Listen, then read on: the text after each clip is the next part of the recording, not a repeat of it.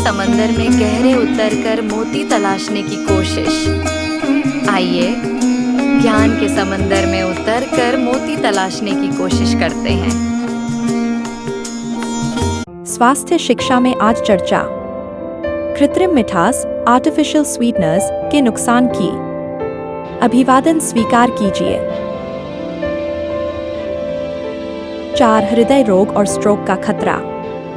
कुछ हालिया अध्ययनों ने कृत्रिम मिठास के दीर्घकालिक उपयोग को हृदय रोग, दिल के दौरे और स्ट्रोक के बढ़ते जोखिम से जोड़ा है।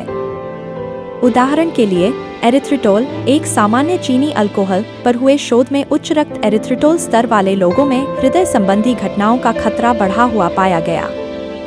5 कैंसर के संबंध पर बहस। कृत्रिम मिठास और कैंसर के बीच संबंध पर दशकों से बहस चल रही है। कुछ शुरुआती पशु अध्ययनों ने सैकरीन, सैकरिन और एस्पार्टेम जैसे स्वीटन को कैंसर से जोड़ा था।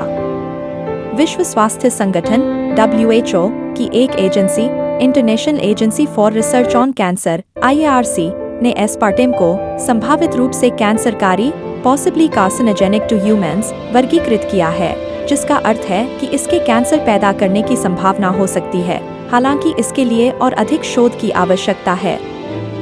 6 पाचन संबंधी समस्याएं। कुछ कृत्रिम मिठास, विशेष रूप से शुगर अल्कोहल जैसे सोर्बिटोल और जाइलिटोल, बड़ी मात्रा में सेवन करने पर पाचन संबंधी समस्याएं जैसे पेट फूलना, गैस, ऐंठन और दस्त का कारण बन सकती हैं, क्योंकि वे शरीर द्वारा पूरी तरह से अवशोषित नहीं होते हैं। 7 अन्य संभावित दुष्प्रभाव। सिरदर्द और माइग्रेन। कुछ व्यक्तियों ने कृत्रिम मिठास के सेवन के बाद सिरदर्द और माइग्रेन की शिकायत की है, विशेष रूप से एस्पार्टेम से। एलर्जी प्रतिक्रियाएं। हालांकि दुर्लभ, कुछ लोगों को कृत्रिम मिठास से एलर्जी प्रतिक्रियाएं हो सकती हैं। नींद में परेशानी। कुछ लोगों ने कृत्रिम मिठास के सेवन के बाद नींद नहीं आने की शिकायत भी की है। मीठा खाने की क्रेविंग बढ़ना। कुछ शोध बताते हैं कि आर्टिफिशियल स्वीटन के ज्यादा उपयोग से शरीर में ऐसे एंजाइम बनते हैं जो मीठा खाने की इच्छा को बढ़ाते हैं, जिससे बार बार मीठा खाने का मन करता है। निष्कर्ष। जबकि कृत्रिम मिठास रक्त शर्करा को तुरंत नहीं बढ़ाती और इसमें कैलोरी भी कम होती है, इसके दीर्घकालिक उपयोग के संभावित जोखिम चिंता का विषय हैं।